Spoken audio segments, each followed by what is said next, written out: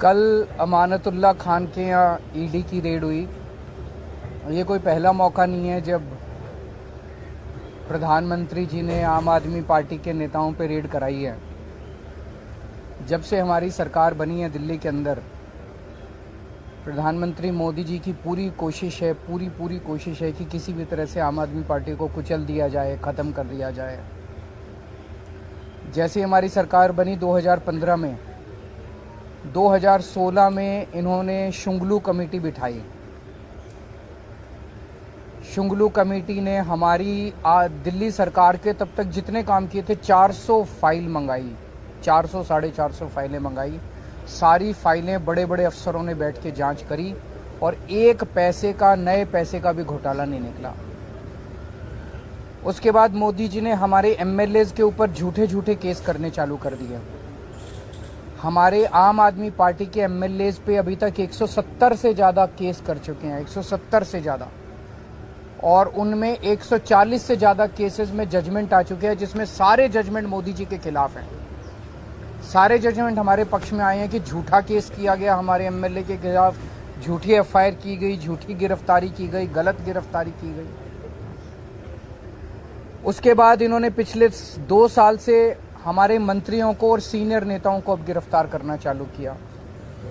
इन्होंने सत्येंद्र जैन को गिरफ्तार किया, इन्होंने मनीष सिसोदिया को गिरफ्तार किया, इन्होंने संजय सिंह को गिरफ्तार किया, इन्होंने कल अमानतुल्लाह खान के यहाँ ईडी की रेड की।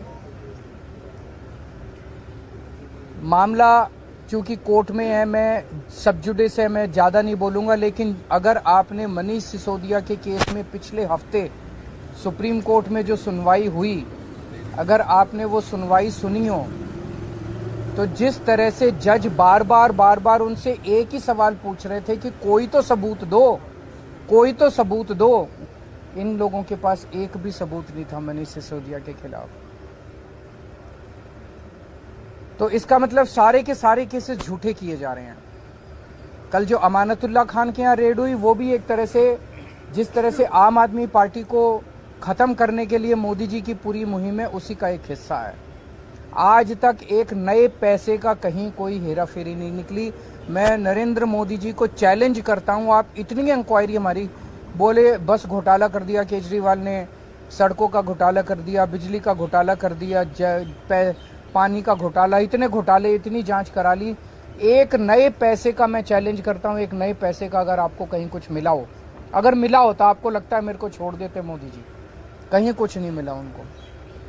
तो ये सारी की सारी जितनी जांच चल रही है, ये सारी फर्जी जांच है और उनका मकसद भ्रष्टाचार खत्म करना नहीं है। दूसरी पार्टियों के जितने भ्रष्टाचारी हैं, सारे भ्रष्टाचारी उन्होंने अपनी पार्टी में शामिल कर लिए। हमने देखा महाराष्ट्र के अंदर अभी 2 दिन पहले जिन नेताओं को चिल्लाकर मोदी जी ने कहा कि इन्होंने 70,000 करोड़ का घोटाला कर दिया, उन सारे भ्रष्टाचारियों को, जो मोदी जी की नज़र में भ्रष्टाचारी थे, उनको उन्होंने अपनी पार्टी में शामिल कर लिया। उन पे जितने केस कर रहे थे वो सारे केस खत्म कर दिए। तो भ्रष्टाचार, गुजरात के अंदर मोरबी ब्रिज गिर गया, मोरबी ब्रिज, कितने लोगों की मौत हो गई, कोई ईडी की रेड नहीं हुई, कोई सीबीआई की रेड नहीं हुई। इनके अपने राज्यों के अंदर, कर्नाटक के अंदर बताते हैं 40% कमीशन वाली सरकार, इनकी सरकार को फेमस कहा जाता था, कोई ईडी की रेड नहीं हुई उनके यहाँ, कोई सीबीआई की। बीजेपी वालों के अंदर, उनकी अपनी सरकारों के अंदर किसी तरह की जांच नहीं होती। अभी सीएजी की रिपोर्ट आई है, उसने इतने सारे इनके घोटाले निकाले हैं, कोई सीबीआई की रेड नहीं होती, कोई ईडी की रेड नहीं होती। बताते हैं ये अपने दोस्तों के इन्होंने अरबों रुपए के लोन माफ कर दिए, कोई ईडी की। तो भ्रष्टाचार खत्म करना इनका मकसद नहीं है, इनका केवल और केवल मकसद है विपक्ष के लोगों को किसी भी तरह से तंग करना। बहुत ज्यादा अहंकार हो गया मोदी जी को। आप टीवी पे देखते हैं जिस तरह से वो चलते हैं, उनकी चाल में अहंकार नजर आता है, उनकी जुबान में अहंकार नजर आता है, उनकी बातचीत करने में अहंकार नजर आता है। जिस तरह से वो अब किसी इंसान को इंसान नहीं समझते। और अगर किसी देश के राजा को इतना ज्यादा अहंकार हो जाए तो फिर उस देश की तरक्की कैसे हो सकती है। वो तो अब छोटी छोटी चीजों पे, हर चीज पे वो बदला लेने पे उतारू होते हैं। अगर किसी देश का राजा छोटे छोटे आम लोगों से हम लोगों की क्या औकात है? हमसे अगर बदला लेने पे अमानतुल्ला खान की क्या, अगर इनसे बदला लेने पे, छोटे छोटे आम लोगों से बदला लेने पे उतारू हो जाएं, फिर वो देश तरक्की नहीं कर सकता। आज देश का माहौल बहुत ज्यादा खराब हो चुका है। पहली बार ऐसा हो रहा है कि देश छोड़ छोड़ के लोग दूसरे देशों की, भारत छोड़ छोड़ के लोग दूसरे देशों की नागरिकता ले रहे हैं। ऐसा कभी नहीं हुआ। इतने बड़े स्केल के ऊपर लोग भारत की नागरिकता छोड़ के भारत छोड़ के जा रहे हैं। पूरे देश का माहौल खराब हो चुका, व्यापार बर्बाद हो चुका है, उद्योग बर्बाद हो चुका है, व्यापारी डरे हुए हैं, उद्योगपति डरे हुए हैं, आम जनता डरी हुई है, मीडिया वाले डरे हुए हैं, आप सब लोगों को डरा रखा है। तो बहुत ज्यादा खराब है माहौल। लेकिन आम आदमी पार्टी टिकी हुई है, आम आदमी पार्टी डटी हुई है, आम आदमी पार्टी देशभक्तों की पार्टी है, ईमानदार लोगों की पार्टी है। मोदी जी जो मर्जी कर ले, हम झुकने वाले नहीं हैं। संजय सिंह के खिलाफ कल ईडी ने कहा कि 4 करोड़ रुपए उन्हें रिश्वत दिया गया और कुछ पेपर बताए। साबित तो करे। मैंने भी सुना था ईडी कोर्ट में कह रही थी कि हमारे पास सबूत तो हैं लेकिन हम दिखाएंगे नहीं। कल ईडी ने कोर्ट में बोला हमारे पास सबूत तो है, हम दिखाएंगे नहीं। तो अगर कोर्ट को ही सबूत नहीं दिखाओगे तो किसको दिखाओगे? अपने घर में रखोगे क्या सबूत? सर संजय सिंह ने कोर्ट को कहा कि उनकी सुरक्षा को लेकर कई सारे कंसर्न है। ये भी कहा कि एनकाउंटर किया जा सकता है उनका, तो उसकी जिम्मेदारी कौन लेगा? तो मैं उम्मीद करता हूं कि कोर्ट इस बारे में वो लेगा और उसके ऊपर उचित कदम उठाएगा। सर कल इनके यहाँ रेड हुई है तो क्या मामला बताया या क्या निकला है कुछ? देखिए, मेरे यहाँ जो कल रेड हुई है तो हमने उनसे ये पूछा कि भाई ये बताओ आप किस एफआईआर के तहत मेरे पास आए हैं। तो उन्होंने कहा कि साहब 2016 में एक एफआईआर की थी सीबीआई ने, हम उस मसले में आए हैं। तो जो सीबीआई ने एफआईआर की थी वो ऑलरेडी कोर्ट के अंदर चल रही है, चार्जशीट उसमें सबमिट हो गई है, मैं उसमें बेल पर हूँ। फिर बोले कि वो एसीबी वाली थी, तो मैंने कहा भाई वो भी कोर्ट चल रहा है, वो भी चार्जशीट सबमिट नहीं हो, लेकिन उस पर भी मैं बेल पर हूँ। आप जिस रिक्रूटमेंट की बात कर रहे हो उसमें तो कहीं करप्शन है ही नहीं। इरेगुलरिटीज़ हो सकती है, इलीगलिटी कहीं नहीं है। किसी एक आदमी का ये चार्ज नहीं है कि पैसे लिए गए या पैसे दिए गए या हमने निकाल कर दिया। और जो कोर्ट का जजमेंट है, पीछे जब मैं बेल पर जब मेरी बेल हुई थी एसीबी वाले केस में, तो उसमें सीधा जज साहब ने सारी चीज़ें खोल कर कही थी कि कहीं करप्शन नहीं हुआ, आप कहीं सबूत नहीं दे पाए, कहीं आप वक्फ बोर्ड को कहीं नुकसान नहीं हुआ, सरकार का पैसे का कहीं लॉस नहीं हुआ, तो फिर आप क्यों गिरफ्तार करके लाए हो?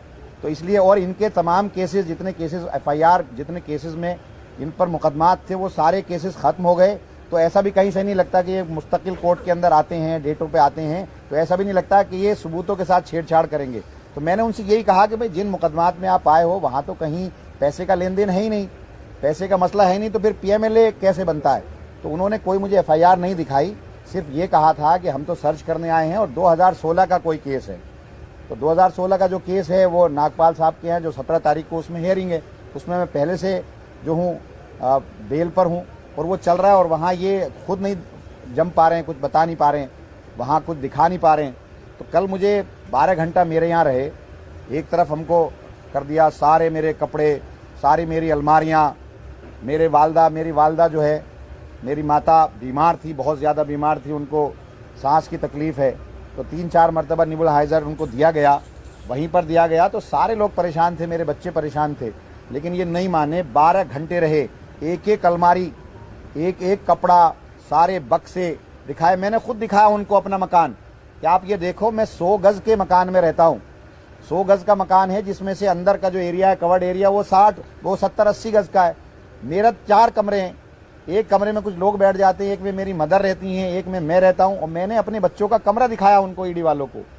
उस कमरा 8 बाई 10 का कमरा है। मैंने उनसे कहा कि देखो ये, और इसके अंदर बंकर बेड है। मेरा बेटा 21 साल का है, मेरी बेटी 16 साल की है।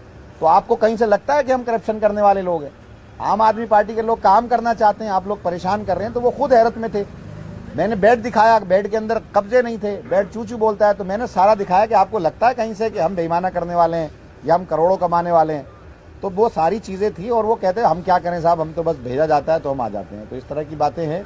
और 10-12 घंटे तक परेशान किया, बहुत परेशान किया।